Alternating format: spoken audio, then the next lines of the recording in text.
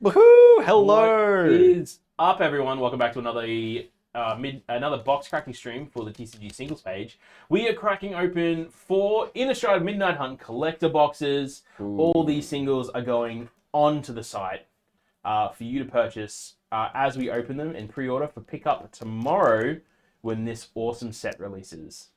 Look how amazing this looks. Oh. I'm already just lost in... Sorry, guys. I'm already just lost in the sauce. Look at this. So we talked about the graphic design of the set before, right, Dylan? Look, the collector's boosters have the orange strip along the vertical axis, whereas the set boosters had a strip here. Went all the way around. Look at that. Oh, look at that. It looks so cool. Collector booster up the top here. So cool. So cool. So yeah, we're going to be opening 4 full booster boxes, which is 48 collector booster packs. It's going to be an awesome, absolutely awesome stream. It's going to be, what, good couple of hours of just good collector booster box opening. And as Dylan mentioned... Exactly. As Dylan mentioned, these are all going to be going straight onto the singles website. So Dylan's going to throw a link in the chat for you guys as always. You better get all these cards as they go up live. So we've talked about Innistrad a lot recently. We've run all the pre-release now. The draft, we were talking about the limited environment before in the last stream. Limited environment is awesome. Standard environment is awesome. This whole set is just phenomenal.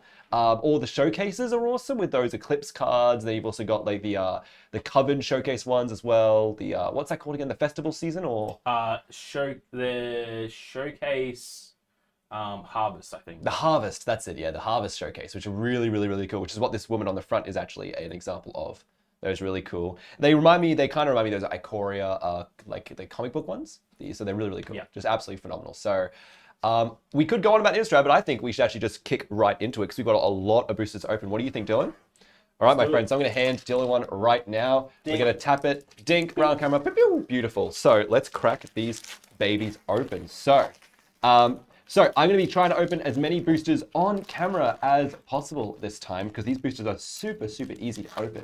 Look at that. Oh. Now we're putting all of the foil showcase lands into the system as well. Every single one we get will go straight into the system. Let's flick through some cards. Oh my god. So as always with collector boosters, you get those 5 or 4, is it? Yep, so you get 4 of the foil commons with 2 of the foil uncommons here. Just flick it through these. Pretty cool already. So pretty cool. And then here is that fully foiled out forest. Again, all these lands going straight into the system as well. So just wonderful. So that is, what's the forest? So the forest is a 2/7/6 forest. 2/7/6. And it is a nice foil one. So, oh, I'm just missing a little bit of chat. I see a little thing in chat. I'm just missing it. Don't forget to smack that like button, subscribe, and hit that bell. Absolutely, Jamal. Thank you so much for the plug. We really appreciate that. I want to get this to 100,000 likes. 100,000 likes. If you're on YouTube watching this right now, slam that MF like button and get that bell rung so you can be notified every time. Join our Discord. Join our community Discord. Join everything you can. Talk to us. Oh my god, look at this forest. I'm just lost by it. So, that is already a foil forest. Wonderful, wonderful. I've got a foil Rite of Harmony right here, and you can see that rainbow straight over the white. Look how good that looks. So cool. Love the look of this card, Rite of Harmony. It's like a once per turn kind of enchantress. Amazing. We've got a commander card already. It's an extended Somber World Beastmaster. A 7-mana 1/1.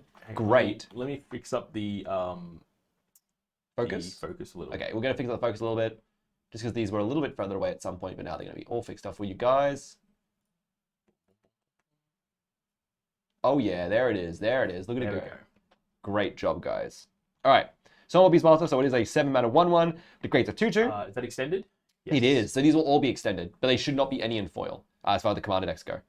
So it enters, create a 2/2 green wolf, a 3/3 green beast, and a 4/4 green beast. There's that 4/4 green beast creator, and then it gives them all death touch. So if you're playing in like what's that new guy? What's the Coma's Fang? He's a 2-mana guy from Karlheim. Gives you all death touch. Oh yeah. Poison tar. His name's on the ring of my belt, around the tip. Anyways, there's a Kaldheim commander where this would be freaking awesome because all your tokens death touch. So amazing. There's also there's a witch a mono green witch in the Innistrad Midnight Hunt set that also gives untapped creatures hexproof and tapped creatures death touch. Oh yeah, of course. Yeah, so you can definitely give all your stuff death touch in lots of ways. Then have lifelink and death touch if you just want to block with them. Already, we've pulled a really awesome extended art mythic. It is Tainted Adversary, one of the most awesome zombie cards in the whole set. Freaking phenomenal. I've got here some showcase cards of the Shady Traveler who flips into the Stalking Predator, Bird Admirer, Oh, got a few. Look at this, quite a few of these in here. Oh, we're gonna get back there. All right, so very nice. What's that one there? already it's a Graveyard Trespasser. Is that the werewolf That's the trade cards from Exile? yeah. It's like the bog whale. Kind of bogs out its like single cards, and then it flips into Graveyard Glutton, where it eats out your graveyard. Very, very, very cool. Hang on, Graveyard Trespasser. That looks so good on the showcase. I didn't see a single showcase one of that. Oh no, it looks super, super cool. I've also chucked that Tame Dinosaur into a sleeve there. All right, so we have also got. We've also got. Lastly, have I?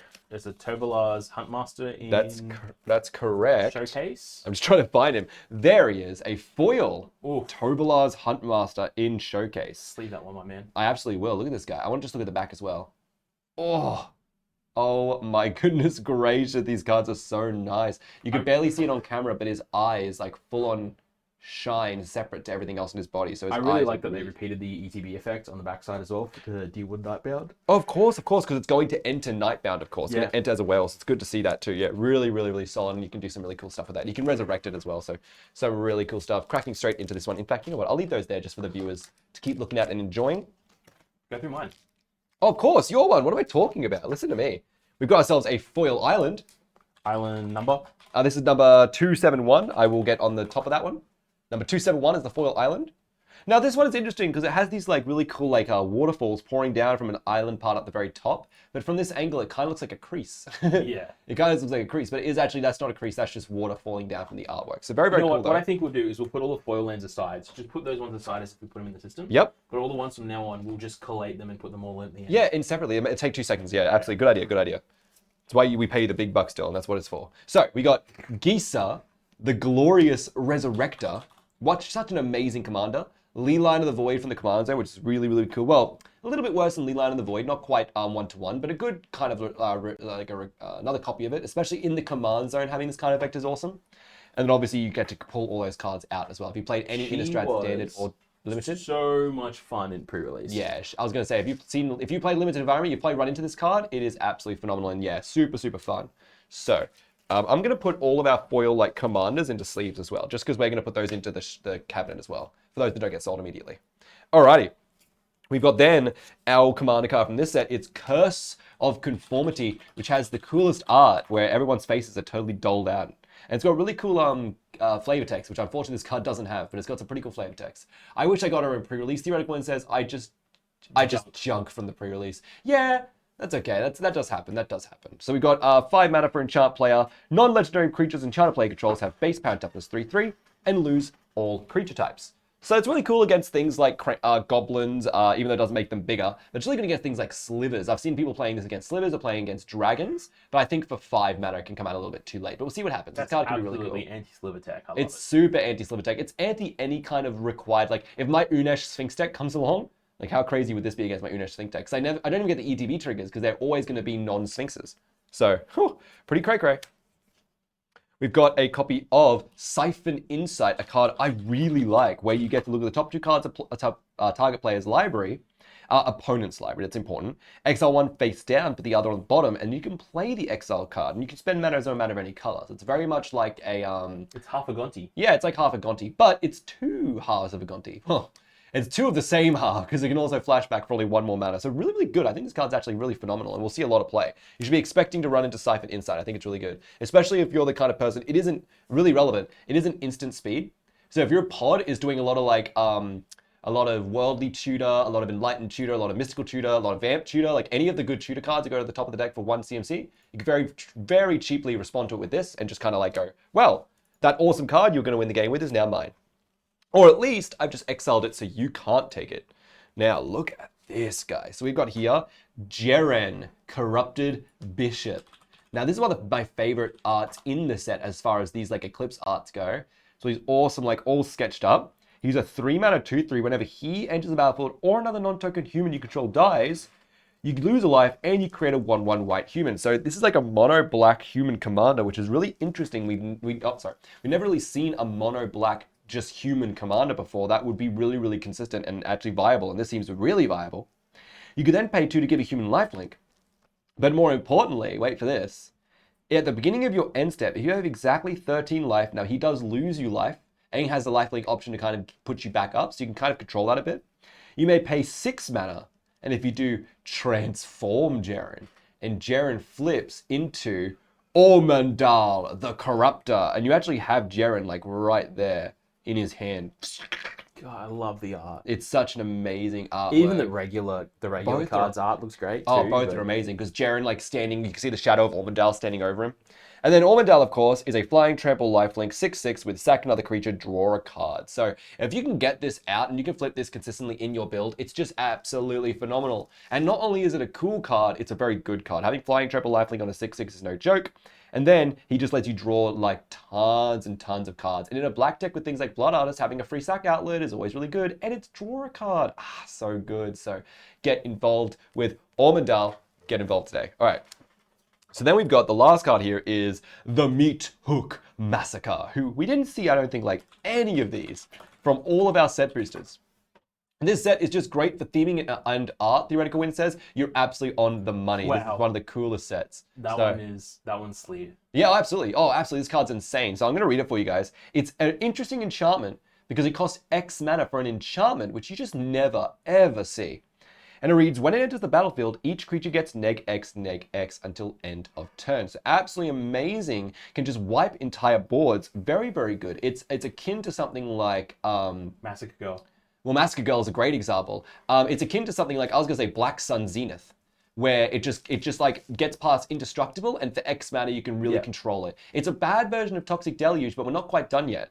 Whenever a creature you control dies, each opponent loses 1 life, and whenever a creature an opponent controls dies, you gain 1 life.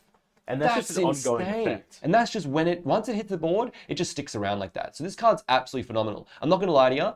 Vault Games Challenge Table, non-creature legendary permanents. Ooh, Meat Hook Massacre mono black tribal deck. Let's go. Human tribals with a little bit of Geren hiding away in there. I'll just put that in Turgon. I mean, you absolutely would. I think a lot of decks are going to play this. Let me get this card straight into a sleeve because Dylan's not kidding, guys. This card is shooting out the door as well, so jump on the website. I got a pre-release foil of it, so I'm really... You did? Yeah. Ah, dude, that's amazing. You got to put it straight into the deck. Straight into the deck.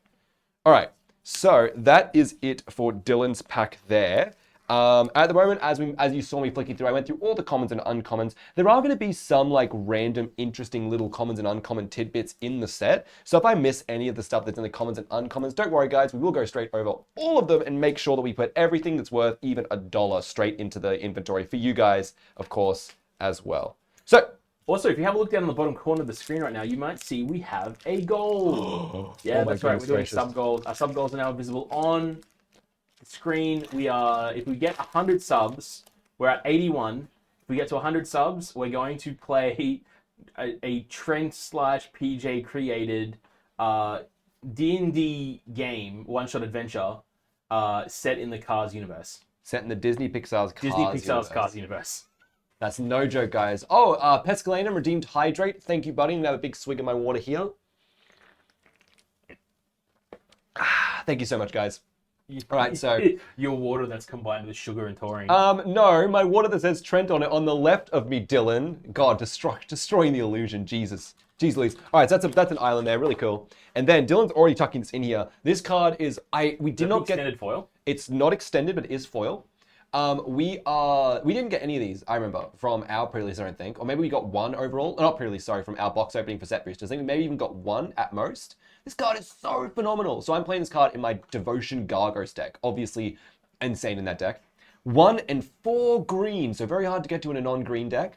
At the beginning of each combat, double the power and toughness of each creature you control until end of turn.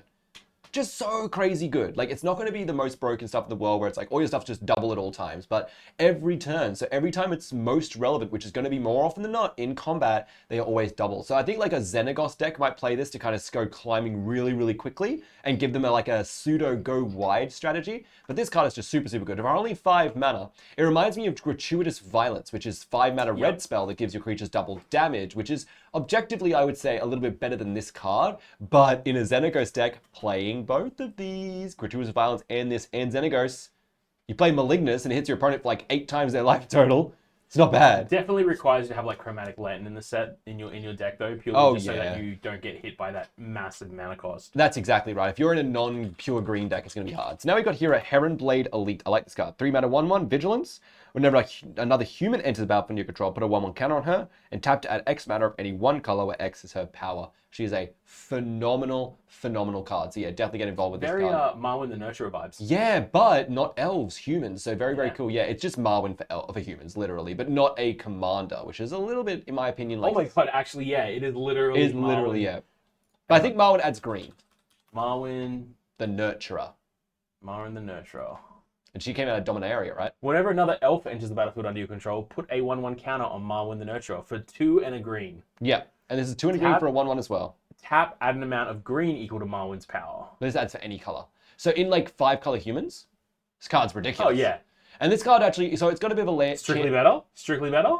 Yeah, I would say strictly better. Yeah. It's got vigilance, so it must be strictly better. Yeah, it's got more keywords. Yeah. It's got more keywords. So it's strictly better. It's human, which is not necessarily better than elf. I think if you're like, again, this not being a legendary means that in Commander, Marwyn is definitely objectively better because you can have it every game. From the command zone, yeah. And you can put it back. So that's objectively way better, but in a vacuum, I think this card's much better. So, Slaughter Specialist is next. I've been playing this card recently in my Goad deck. 2 mana 3/3, pretty cool. When it ETBs, each opponent creates a 1/1 human. And then whenever a human an opponent controls dies, put a 1/1 counter on her. So she gets pretty big. She goes up to 6/6. But more importantly, in my Goad deck, she just gives people creatures to block and attack with. That's the fun of it all. It's all about my Goad deck, my Karazakar, the Eye Tyrant deck, is all about, hey guys, like, let's actually start playing Commander the way it's meant to be played. Let's attack each other. Let's have fun. Let's get crazy. Let's get gruesome. This game was made for Commander damage? God. Guys, come on. It exists for a reason. So I've got here Florian, the Voldaran Scion. Oh.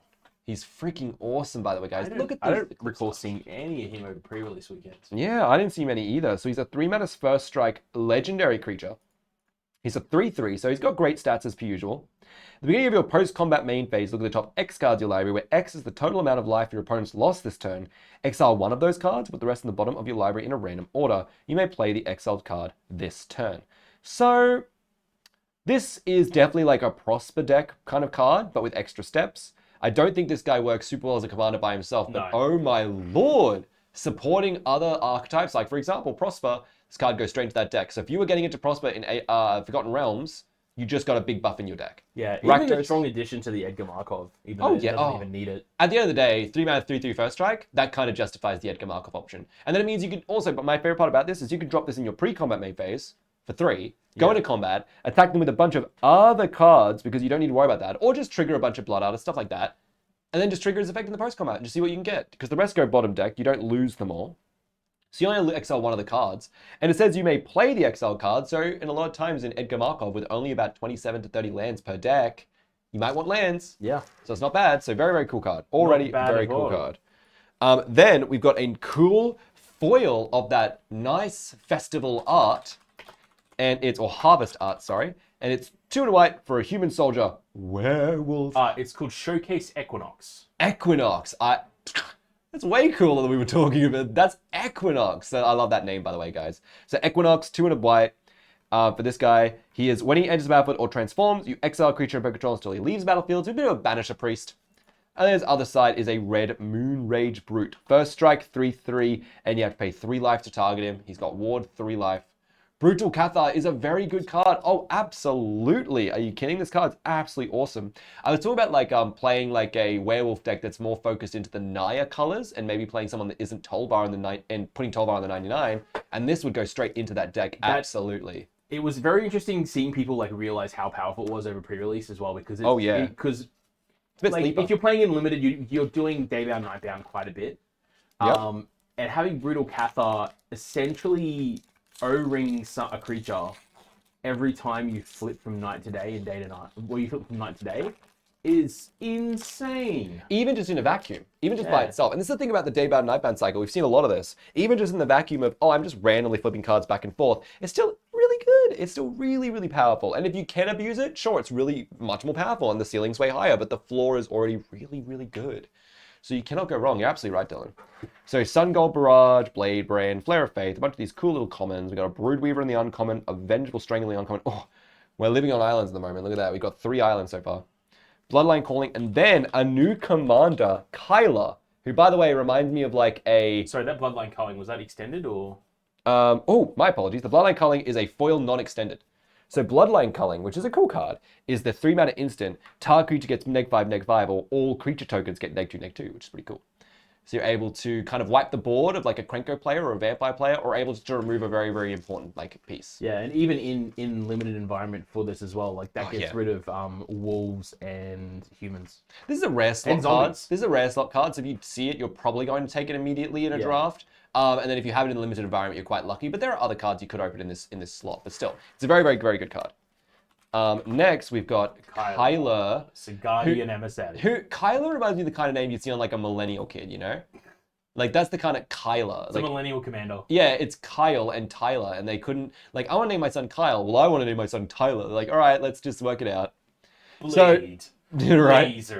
Blazer. Exactly, see? Exactly. My so, fitness consigliere, Michelle. Michelle.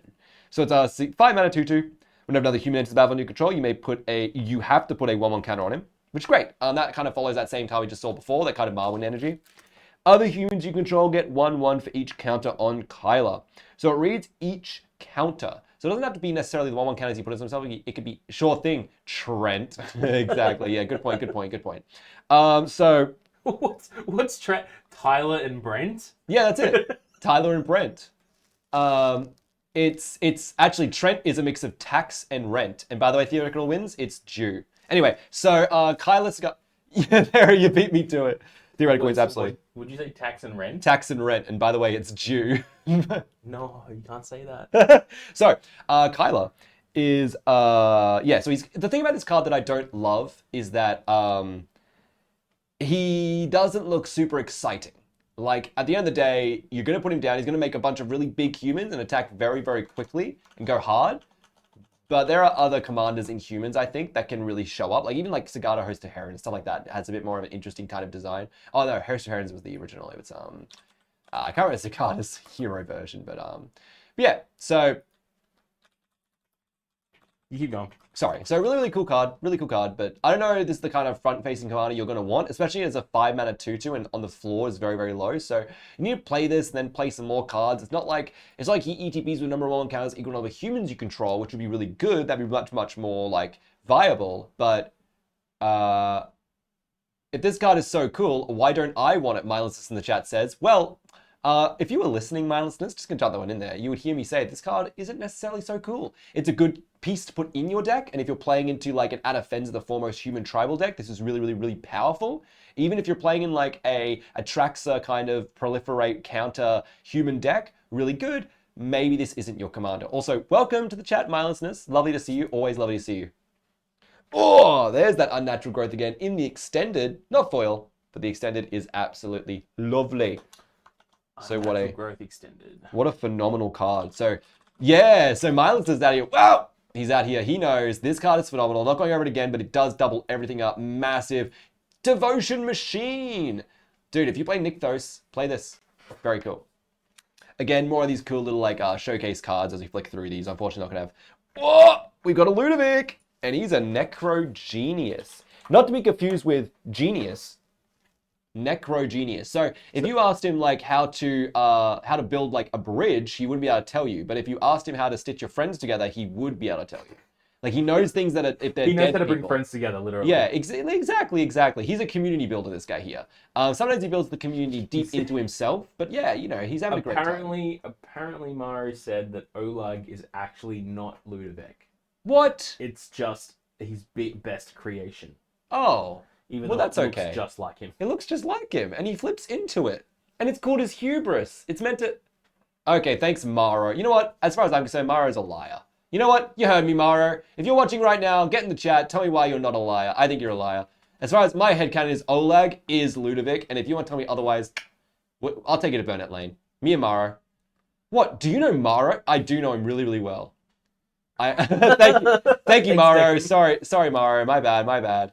I'm like... Sorry, Mara. Sorry. All right, so that's awesome. I love Ludovic. I love Oleg. And then Dylan might cry a little bit when he sees this card. It's a foil Eclipse Geren Corrupted Bishop. Look at him. He's like, no, don't hurt me. Now you want to see the exciting half?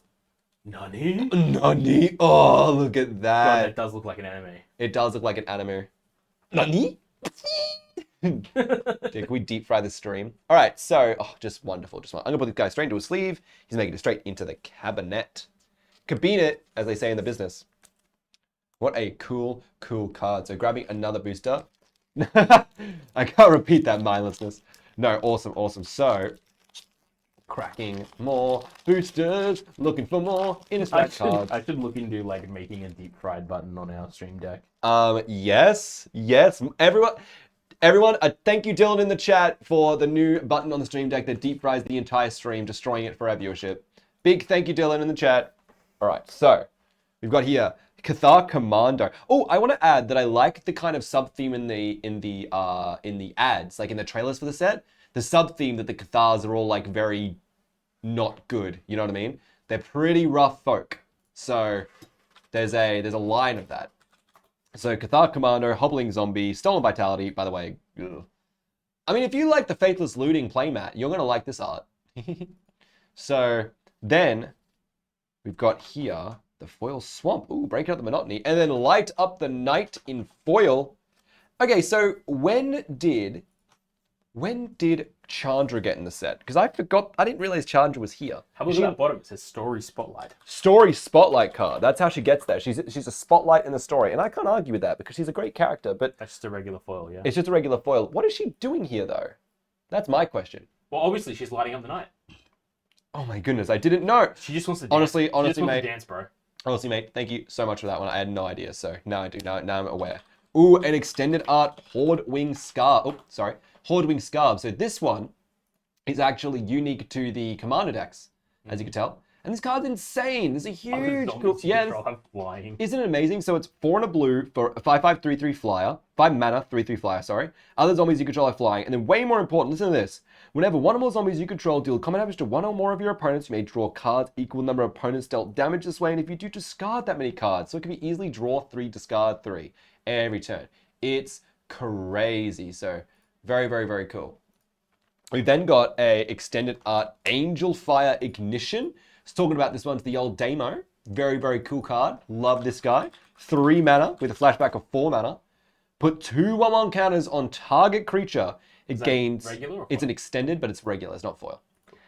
It gains Vigilance, Trample, Lifelink, Indestructible, and Haste until end of turn. How amazing is that? Now, I've heard some people booing this card because it's sorcery speed, but I absolutely disagree. I think if this card was instant speed, it'd be way too powerful, but I'm so glad it's only at sorcery speed. But in Feather decks, Feather players rejoice, this is your card. Bird Admirer, Tavern Ruffian. You get a lot of these like same copies of these kind of showcase cards. And then Adeline, the Resplendent Cathar. I hadn't seen her Eclipse foil card yet, so looks flippin' awesome. Big fan of this. I think it needs a couple more keywords for it to be good, to be honest. Yeah, it's not, maybe it's, if it was an instant speed, I get it, but really it should give hexproof, it should probably give banding, I think it should probably give a lot of stuff. Like, what if it gave, like, triple strike, and, you know, what if it gave phasing, like, just a bunch of really good stuff. Instant speed, make your own Zatalpa. Yeah, exactly. See, it should give it the Zakama activated abilities, like, you just pay 2 and a green to destroy an artifact or enchantment, 2 and a white to gain 3 life, 2 and a red to deal 3 damage to any target, like, you just go wild with it, guys, don't even worry about it. So, Adeline, very cool card. Birdamara, not too much, but a full-art foil Curse of Shaken Faith. Now, I could go through the whole meme of giving this Infect again, but gosh, we love this card here. We love this card. We admire this card like it's a bird. Curse of Shaken Faith. When they cast a spell, other than the first spell they cast, it deals 2 damage to them. I think this card's really good just in general. It's an amazing card in general. If you're playing like a Zozu the Punisher deck, or any kind of like Punisher card, oh God, I'm shaking! Hey, Kino is 99. Welcome to the chat. Ew, Infect, Theoretical Wind says. Oh, you know what we need? Dylan, we worked out. Like Miles said, Angel Fire Ignition should have given them Infect. I see. Yes, Double Strike Infect. That's what it should say. Trample, Double Strike Infect. That's what it needed. Oh, I got Trample, so that's enough. There you go. But yeah, I think this card's actually genuinely really powerful. So even like in a non-curse deck or anything like that, just any kind of punishing deck, any kind of harsh mentor style of deck, this is going to do a lot of work in. So definitely get involved with that, folks, because Curse of Shaken Faith is already proven to be a very useful, very powerful card. So, some more cards. Locked in the Cemetery. Well, why did you put your head through the fence? That's why you're locked in the cemetery, because you got your head caught in the fence. Like, don't push this. This would What a loser. This with Infect is a great meme. Yeah, it's a great meme. You make it into an artifact, make artifact creature, give the creature Infect. A lot of steps, but it's very cute. Duress, a classic reprint. We're always going to get Duress every third set. Harvest-Tide Sentry. Plummet is another one of those classic cards. Vampire Socialite. It's a bit like me, eh? Bit of a socialite. And then Play with Fire. You get another island. Oh, we're drowning in the lock here. Followed by a Curse of Leeches in the normal foil. The non-extended foil. This card's really cool. So this is a 3-mana curse. If this permanent transforms into Curse of Leeches, attach it to a player. At the beginning of enchanted player's upkeep, they lose a life and you gain a life. And this is really cool about this, because this is like why the mechanic, in my opinion, is so interesting. This has Daybound. So we usually use seeing it with things like, your werewolves and such. But now, this can flip into Leaching Lurker, which is a 4/4 Leech Horror. And it's just got such freaking gross, awesome artwork. To me, this is very like Emrakul inspired. And I think part of it is you can even see like the moon glaring in the background, and you can actually see, and I need to check the story spotlight for this entire set, because throughout a lot of the card, there are these little like white lights streaming up and down in the sky. And I actually don't know what they represent. If they're like souls coming back or leaving, or what's going on. But there's a bunch of these little tiny spirits flickering around. Dylan's looking through some of the history of it and just looking through, seeing what he can find out. But it's just an awesome set with awesome. Should have been a Leech Werewolf. Thanks, Kian. Maybe it could have been. Maybe it could have been. So very cool. Because then you can flip it back with Holfar. Well, no, that's a human, so. Good Emrakul. Yeah, good Emrakul. Good go, good go. Got here a Visions of Glory in the extended. This is an awesome card. So this is the unique commander card that doesn't come in the commander decks. It's one of the visions where they all cost 10 mana to flashback for their same effect, but they cost X less to cast, where X is the CMC or mana value of a commander you control, the greatest mana value of a commander you control. And the reason it says it that way is so that if you bring partners, you still have to have a fairly expensive partner for it to actually like make it cost a lot less. I've been playing Visions of Dominance in my Gargos deck because it's just, target from the graveyard for 4 mana. So it's not terrible. So Extended Visions of Glory. It's Extended Visions of Glory. This card's really, really cool. This one makes a 1/1 white human token for each creature you control and does not say non-token. Oh, sorry. So it's really, really good. If you have a very expensive command, like if you're playing an Arvis and Angel of Hope deck, this will cost less for you from the graveyard than it costs on the to play normally. For 5 mana, creating all of these. Visions of Ruin is my fave. Yeah, Kian, we're going to get to that one once we see it. So this one here is really interesting, one of the more interesting ones, just because at 5 mana, creating all these humans is useful if at a ceiling, but its floor is kind of rubbish. Whereas for 2 mana, it's got a very, very, very good floor as well. So if you can play it in a very expensive mono white deck, you're probably kneecapping yourself by bringing Arvis in as your commander, but that's okay. Like, it's a very cool commander anyway if you can ramp into it. And even with like, I've seen people playing Urza's Incubator in an Arvis deck just for the 2 extra mana, even though they're not playing many Angels. So you can get to it pretty fast and then kind of use this, but I don't know if this would even be in one of those decks. So it's tough, but I guess there'd be a bunch of indestructible humans. That's pretty cool. Can't go wrong. All right. Ghoul Caller's Harvest. So I really like this card. It's a 2 mana sorcery. Create X 2/2 black zombie creature tokens with Decayed, that new mechanic we know and love, where X is half the number of your creature cards in your graveyard rounded up, which is awesome. So always minimum 1. 2 mana for a 2/2 is not the dream, but if you can get like 3 or 4 of them, it's amazing. Probably by the 5 flashback cost makes this card an all-star, I think, in a lot of those like kind of decks. If you're playing like old Stick Fingers, this card, he doesn't mill it, but you have lots of ways of milling it in that deck. If you play like Hogak, that could mill this very easily. Even a card like Sidisi Brood Tyrant can mill this pretty effectively and get you a bunch of zombies. In fact, this might be a big staying piece in a Sidisi deck, so I really like the idea of that. Dawnheart Rejuvenator, okay. Oh, Kessig Naturalist, okay. And then Slogurk, the Overslime. It's very refreshing to see an ooze that doesn't read all over it. Oozes get X and oozes get Y, and Blakes make it oozes and split into more oozes.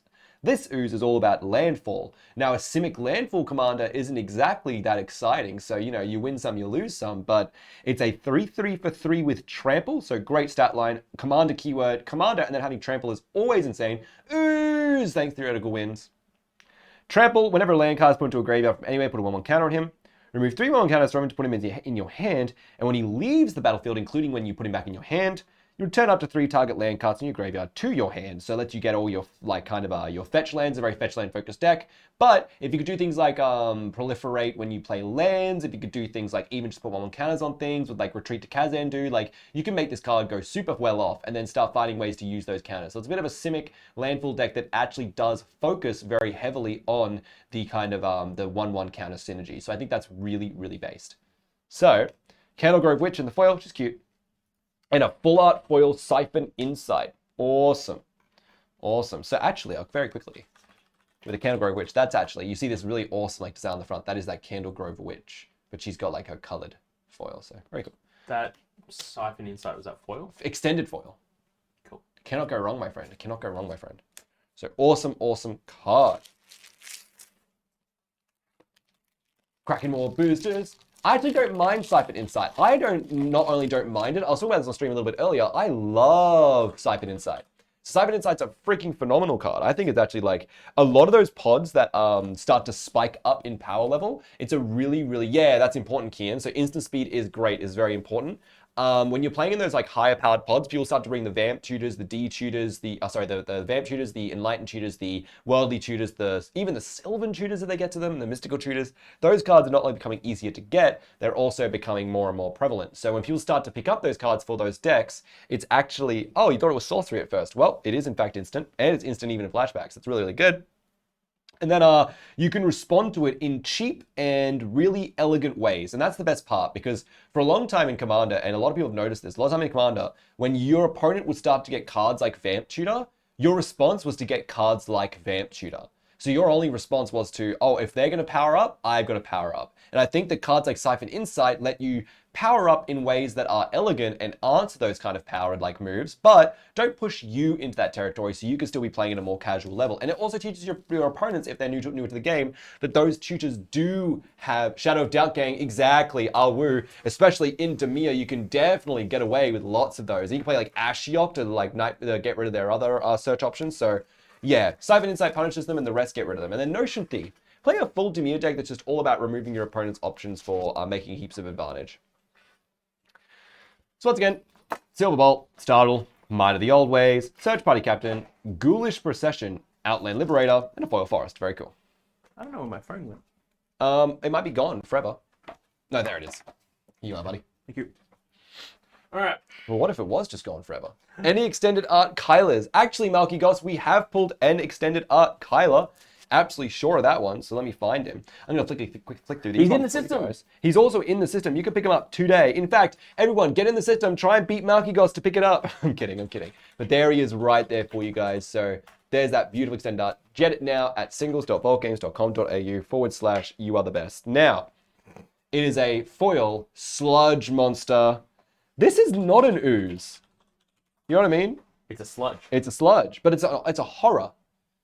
And it says, whenever it enters battlefield or attacks, put a slime counter on up to one other target creature. But no, it's not an ooze. Non-horror creatures, not non-ooze creatures, with slime counters on them lose all abilities and have base power and toughness 2/2. I think Sludge Monster is going to be really, really, really cool. It's a 5 mana for 5. It's just amazing. I think this card's actually like kind of slept on.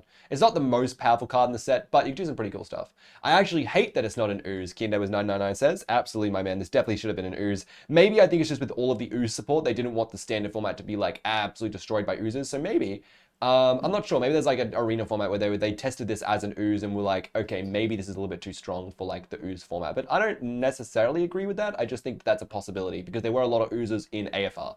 Hashtag Simic Ooze in Standard, please. Hashtag Simic Ooze in Bring it back. Standard. We've got Moorland Rescuer, which is another one of those awesome new commander cards. This one that actually comes in the set. When it dies, you return any number of other target creature cards with total power X or less from your graveyard to the battlefield, where X is its power, exile it when you do so. So it's a very, very, very convoluted way of doing like a Revel Arc effect, but if you could play Pull from Eternity, it might be okay. I'm not sure what you do with this card, but it's interesting. If you're in like an Aristocrats Knight deck playing, what's her name, Gwyn, then like Sir Gwyn, You can really get away with this card. I think this card does operate in So Gwyn, and it's like kind of maybe you were already playing Revel Arc to get back those cheaper knights, like Forsworn Paladin and stuff like that. So maybe you end up just going with this card so you could just get rid of Revel Arc and play a knight, and that way you can use it with your knight cards, and you can use that land that has for any color of the knights and all that nonsense. So you could probably get away with it like that. And with cards like Urza's Incubator, it could just be much cheaper to play than Revel Arc. So hey, what do you know? And you may not be interacting with it in unfair ways and just trying to use it for a single regeneration, and if you do, this card's huge. One last thing, if you're antheming for knights, this card gets bigger and bigger and bigger. It can resurrect your entire freaking graveyard. So, it's a pretty cool card. So, like, I started looking at this card saying, this card sucks. And now I'm saying, this card has value in a knight deck. So, I don't know if it sucks or if it has value in a knight deck. We'll see how people play it. If you deal with a Moorland Rescuer and it destroys you, honestly, tell me about it. Get on the Discord and tell me about it.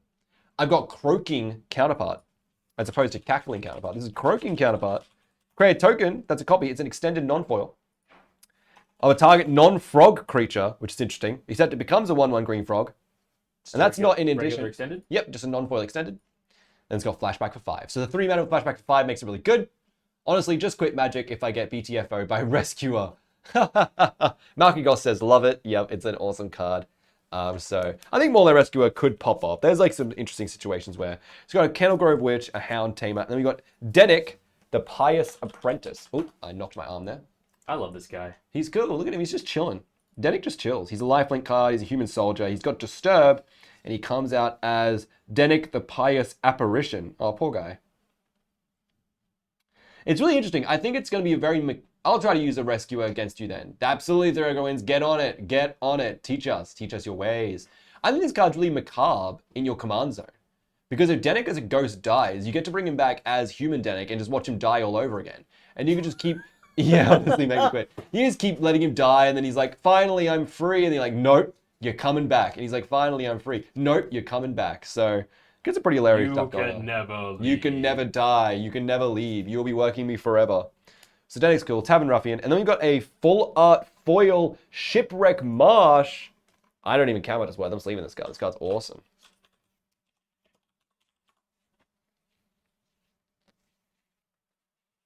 Borderless foil. It's a borderless foil.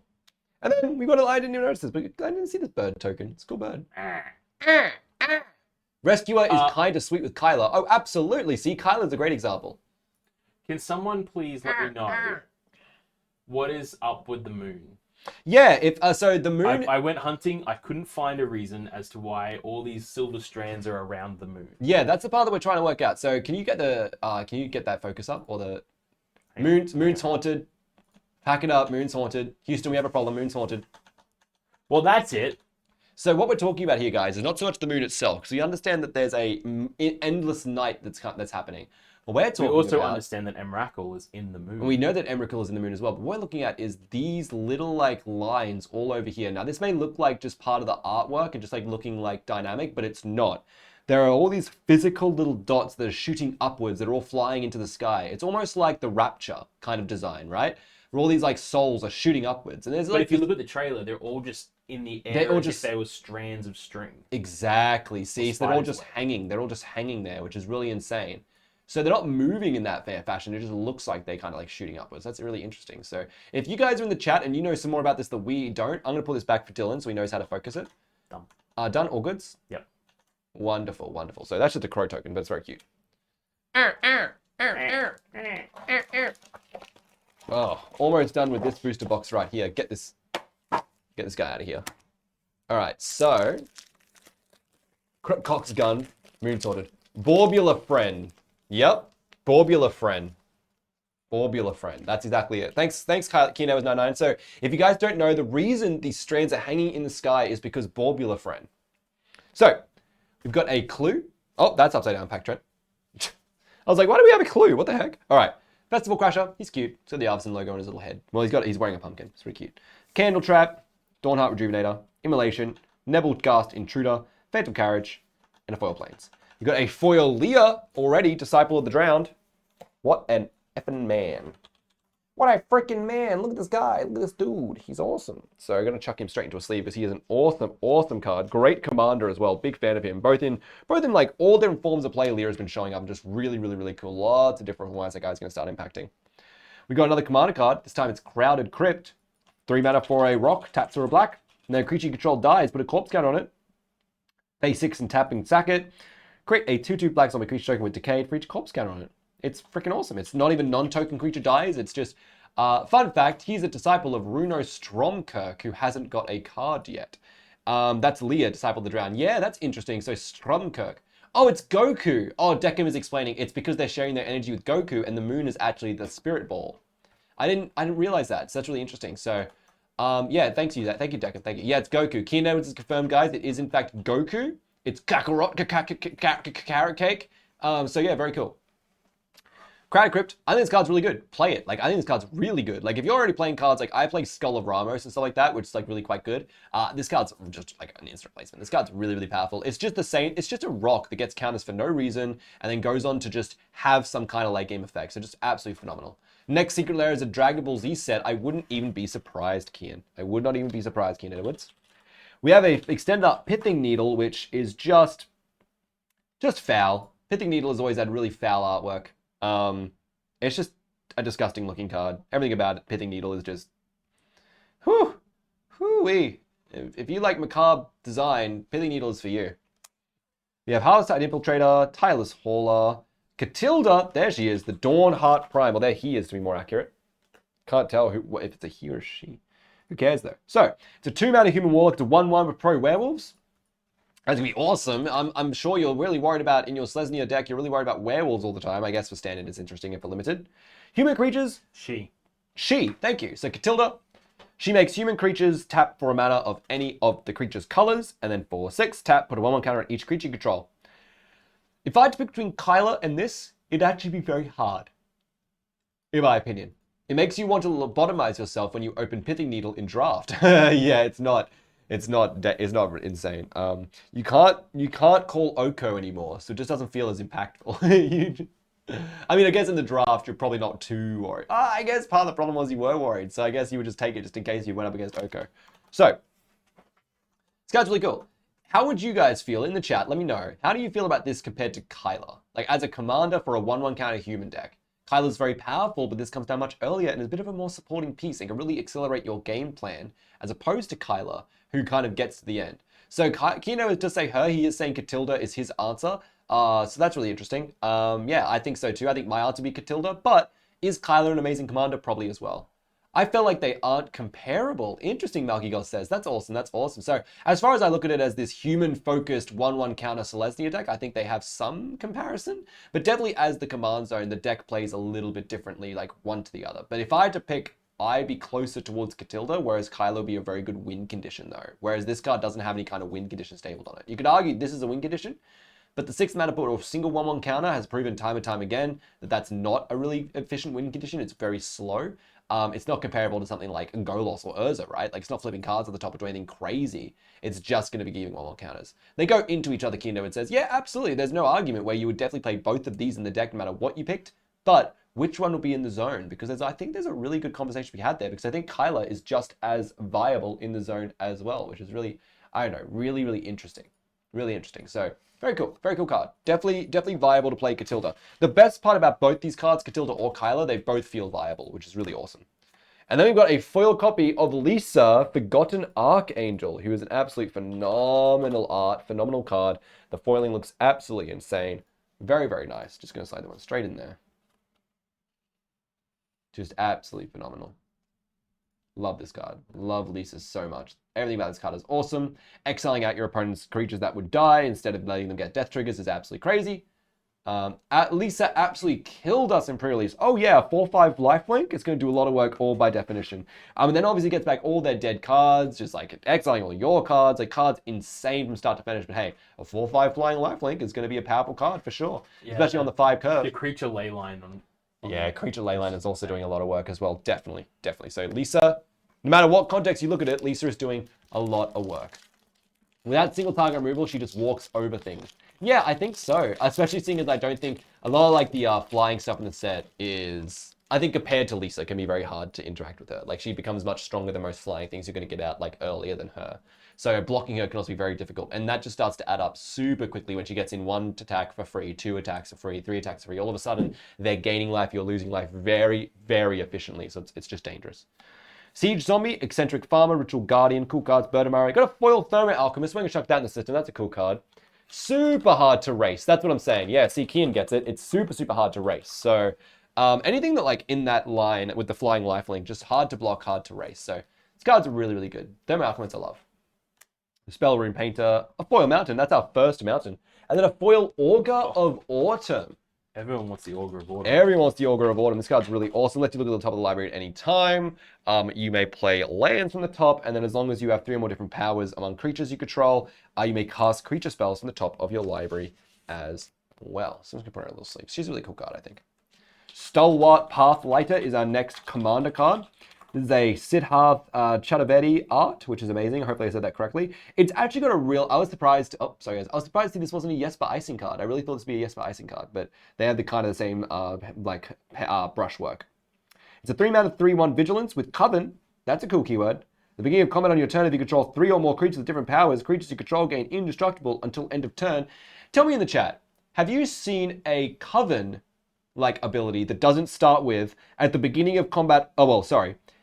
If you control 3 or more creatures with different powers. Have you seen a Coven that doesn't explain itself on the card? Because I have not seen a card that says something, for example, Coven, at the beginning of combat on your turn, creatures you control gain indestructible until end of turn.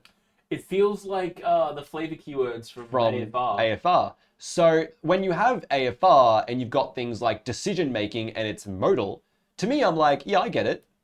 Like you either interrogate them or you break their chains. I get it. You either befriend the goblins or attack the goblins. I get it. But when it comes to something that's just like, sorry, Dylan, I got a bit of a little knock up on there. Projector output, I think it says. Oh, yeah. Sorry, you're good. So why have Coven on this card? I understand, but why? You know what? I say I understand because I'm being empathetic. I don't understand, actually. I don't understand. It's cool. The mechanic is not unbalanced. It's fine. I love Coven. I'm not trying to poop on Coven, but it doesn't need to be on the text. It could just say the first line at the beginning of your it reads exactly as I would know it reads.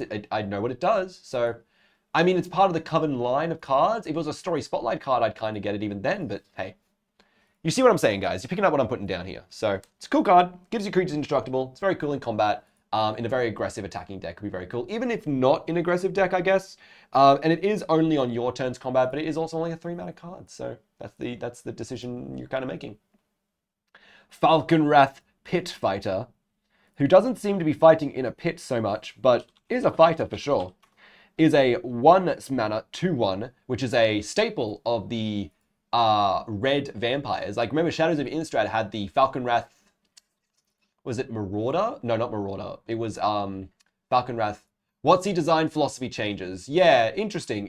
That's an important thing to think about with the design philosophy, but I think PSCT, which a lot of people may not know, is problem-solving card text. I don't think it's necessary. As far as the design philosophy is going, there's a lot of stuff I'm seeing that's changing here and there, but Coven doesn't seem to be a viable or relevant change. It seems to be a strange change that I don't care for. I'm not going to pretend Coven matters just because it's got a keyword.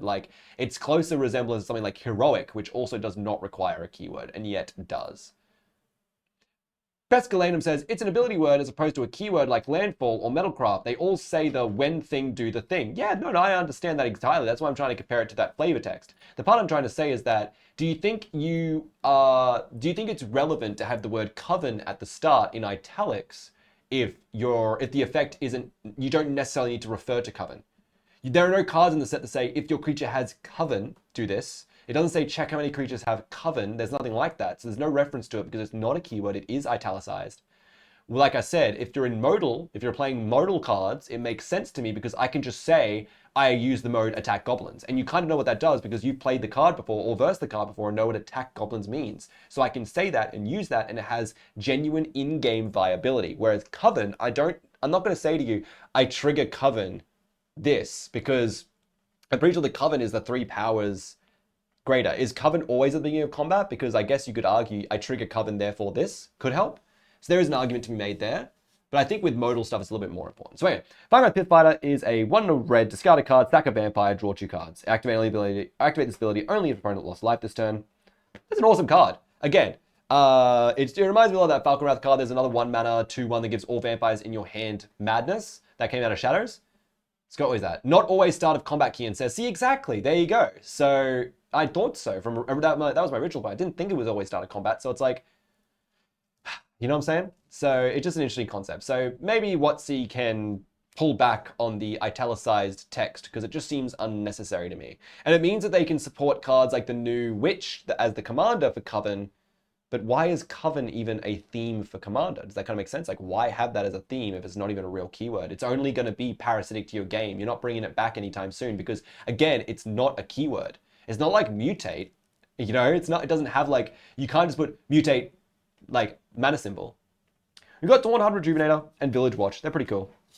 Followed by, one of the better in the entire set as far as arts go. It's Jada Ghoul, Collar of Nephalia.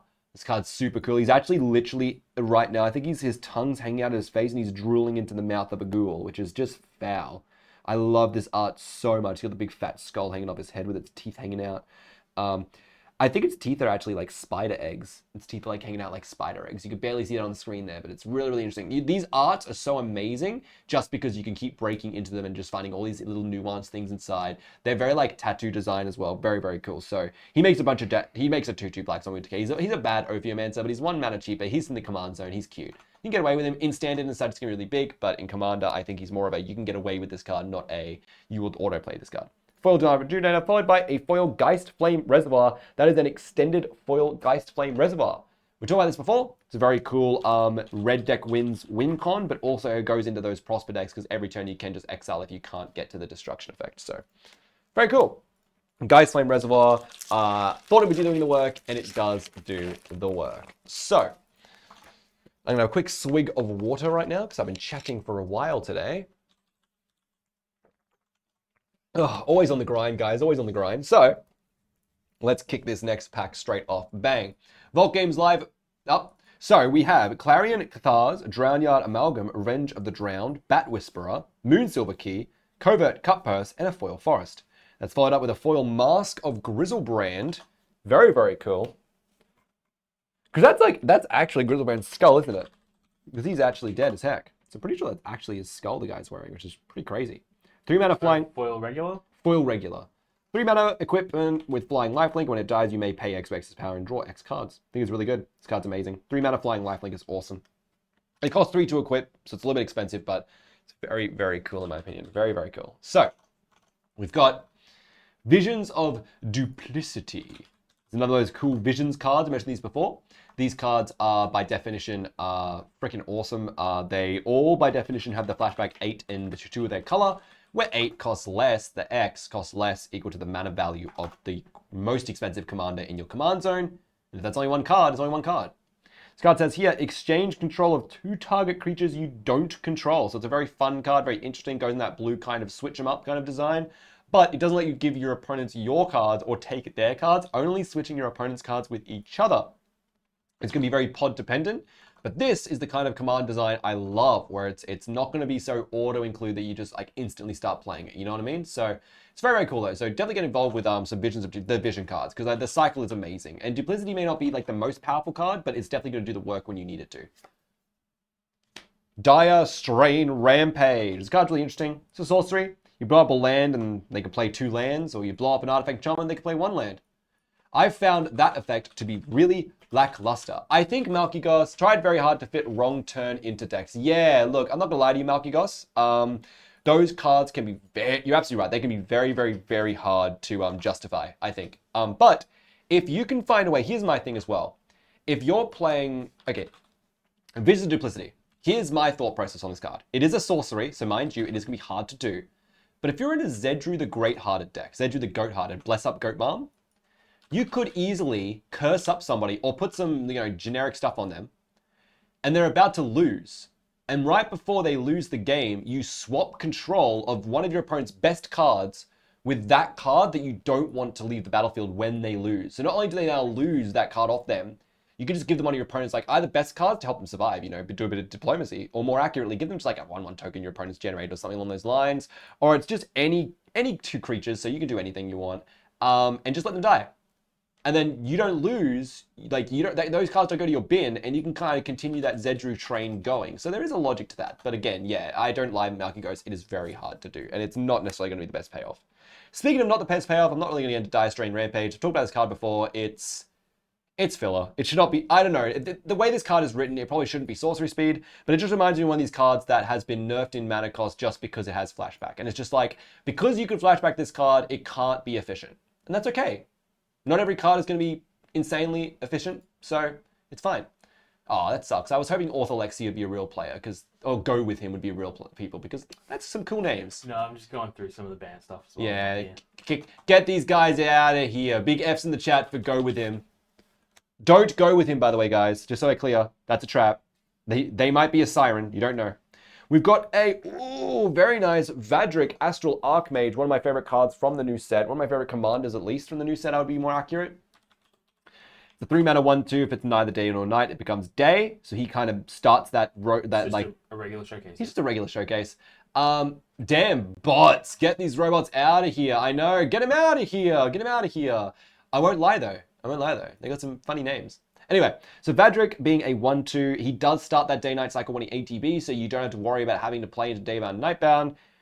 His instant sorcery cards that use instant and sorcery spells, you cast cost X less to cast for X as his power. So for 3 mana, he's going to make everything cost 1 less. Already really, really good for Storm decks. And then whenever day becomes night or night becomes day, put 1 counter on him. And that's so hard to do, especially in Commander. Around the table, it's going to start flipping back and forth, flipping back and forth, flipping back and forth. Definitely not impossible. So he's a good commander. Really, really powerful. And I don't think he's underrated. I think he's very well rated. People know exactly how good he is. Harvest Tide Infiltrator followed by the full art foil croaking counterpart. Guys, get yourselves your extended art foil croaking counterpart right now. Jump on a singles up all games. Oh my god. If you aren't on this chat for Forg, you're wrong, by the way. You're not in the stream to look at Forg. You're freaking wrong. Also, I have to stop on this token. Look how cool that is, Dylan. Such elemental. Wow. Many wow. How old is that? Frong. Frong. Toad Frong. Little zombie guy. I just love this elemental. I don't care about all of this. Just get a Sharpie. Scratch that out. And just summon these guys. Look how cool that is. So sick. Oh, I love that skull. Alright, guys. So, I'm going to leave these guys here just for your viewing pleasure. I'm going to start cracking into box 2. Boop, boop, boop, boop. Oh, of course I knocked the camera doing that. Boop, boop, boop, boop, boop. Very exciting, guys. So, what have we not pulled, guys, that you want to see? What do we want to see from these packs? What are we on the chat right now? What are we refreshing the singles web page to find right now, chat? Tell me what you're in for. Siege Zombie, that's chat right now, the Siege Zombies. Look at them. This is you guys. This is you guys trying to break through the gate, trying to get to our singles website. Let me in! Let me in! See if this works now. Hey, oh, and we have what's that term again? Is that it's a chatbot. A chatbot? Is that a bot? What's command? The chat command. Yeah, sorry, Trent's a boomer. So chat command, singles. Use that command if you want to jump at the singles website. The new zombie cards from Mid Commander. The new zombie cards from.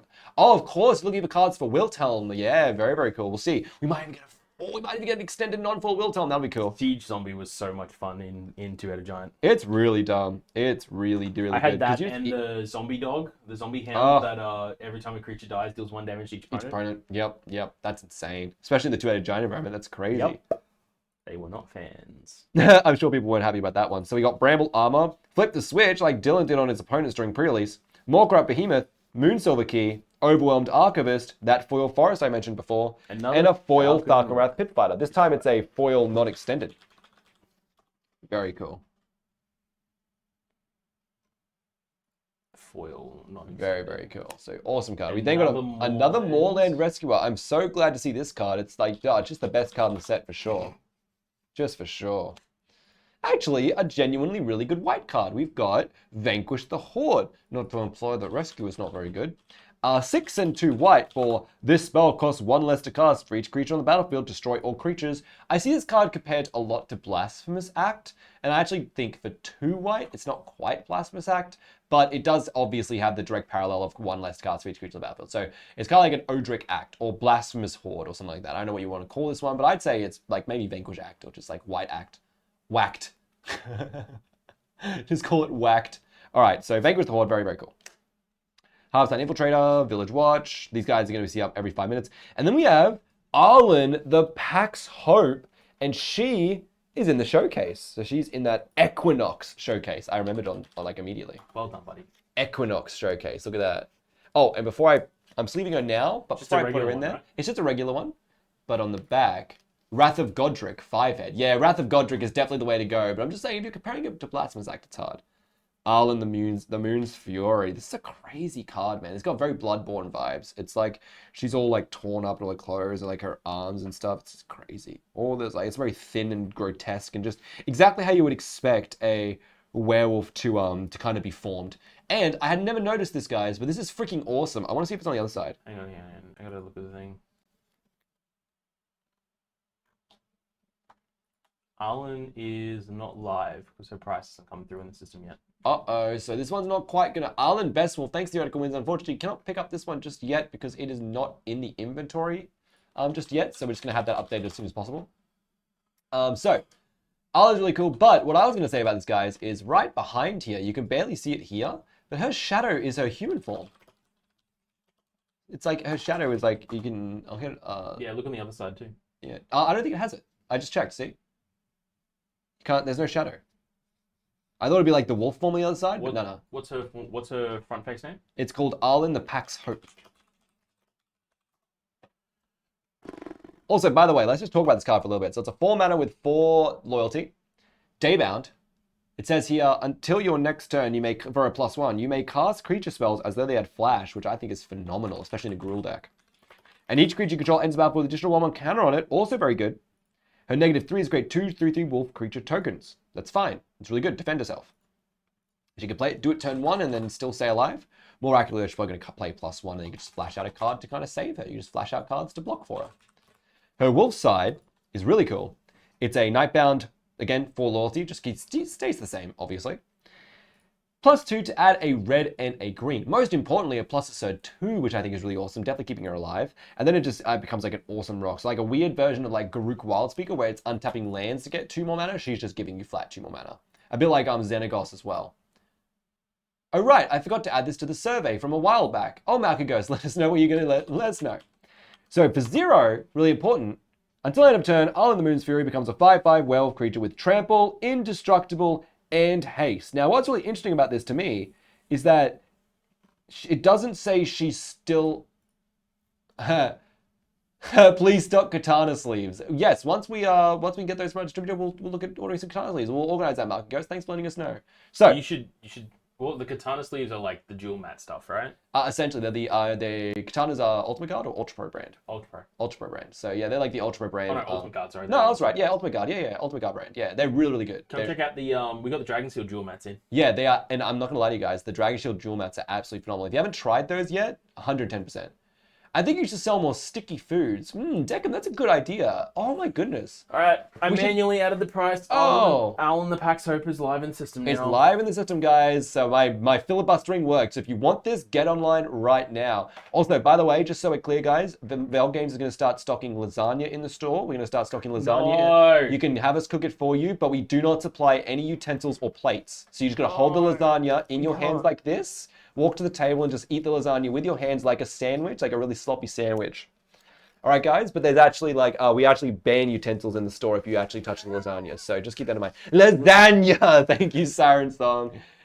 I think you should stock a caffeine IV drip. Okay, you know what, guys? You guys are coming with some really good ideas, guys. I need you to write this down, okay, guys? Get these down now. Save it for Ultimate Survey 2020. That's it. Vault Lasagna is damage. Yeah, exactly, guys, exactly. So save this for the Vault Survey 2022, which can be obviously the most important Vault Survey we've ever done. It's gonna be all about different types of what pastas can we fit in a person's 2 palms. So I'm running it down in chat. Thanks, Theoretical Wins. We'll get this down. Make sure we get this on the clip it.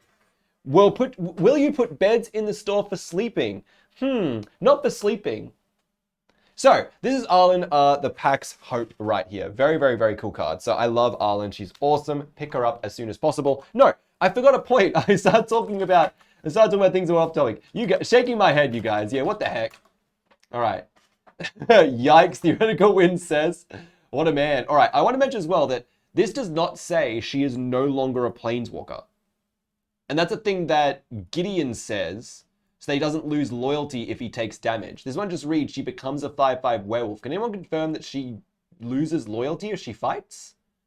I think she does lose loyalty if she fights. Like if she goes no, through she combat. wouldn't lose loyalty because she is just a 5/5 werewolf creature. She's not a planeswalker as well.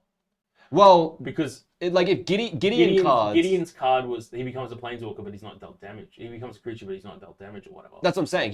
He says he becomes a creature, but he's no longer a planeswalker, or dealing damage would not remove loyalty. He has like an extra line of text that reads like, I don't lose loyalty when I fight. I have a feeling this is like the words becomes a 5/5 means that it's no longer by definition a planeswalker because it becomes just a creature. But if the chat can just help Grandmaster of Flowers doesn't lose loyalty. Interesting. That's a good point. Yeah, okay. So maybe that's just like the new keywording. Maybe this is like how they've resolved it. It no longer becomes that in addition. It's just it becomes that. There might be like a rule update. So Kean Edwards might have a point there. I just recognize Gideon saying, well, it says his War of the Spark one is, as long as it's your turn, he's a 4/4 human soldier creature with indestructible.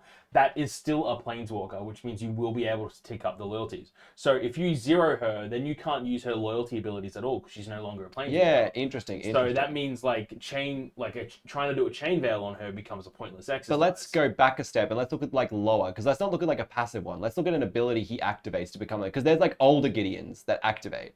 Until end of turn, Gideon Jura becomes a 6/6 human soldier creature that's still a planeswalker. Ah, there you go. So his all say that's still a planeswalker. But it also says prevent all damage that would be dealt to him this turn.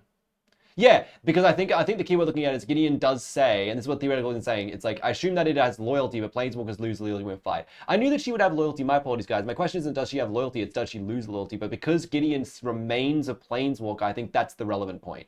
Yeah. He's like, he becomes a creature that's still a planeswalker, whereas she is no longer... But he does also prevent all damage that's dealt to him. Yeah, because if he's still a planeswalker, he does lose loyalty. Because like, planeswalkers only lose loyalty when fight. Yeah, planeswalkers lose loyalty if they take damage for any reason, including if they're a creature and they fight. It's just this one will not because she does no longer be a planeswalker. It's really cool. Planeswalker, yeah. Very cool, very cool. Just wanted to double check that one for those at home. That also means that she's also not indestructible, so she dies to death touch. That's true. I think she does get indestructible though. She does get indestructible. Oh, okay. Trample, indestructible, haste. But you're absolutely right. She would just die death touch if not. But she would just die to combat, right? If she didn't have. Oh, yeah. Wait a minute. Yeah, wait a minute. Wait, indestructible. Does she have? Oh, I guess she would just die if the power is over 4, of course. No, wait, because she's indestructible, she's not going to die. But if she gets hit with neg 4, neg 5, yeah, because she's 5/5. That's what the one is. Yeah, there you go. Can she die from neg 5, neg 5? Yeah, when that's what we're saying. Creature, yes. When she's a creature. I knew that she got indestructible. The real question was just like, does she lose the loyalty? Very interesting. So, very cool. Bloodline culling is designed to remove armor. Interesting, guys. Target creature gets neg 5, neg 5. That's really good.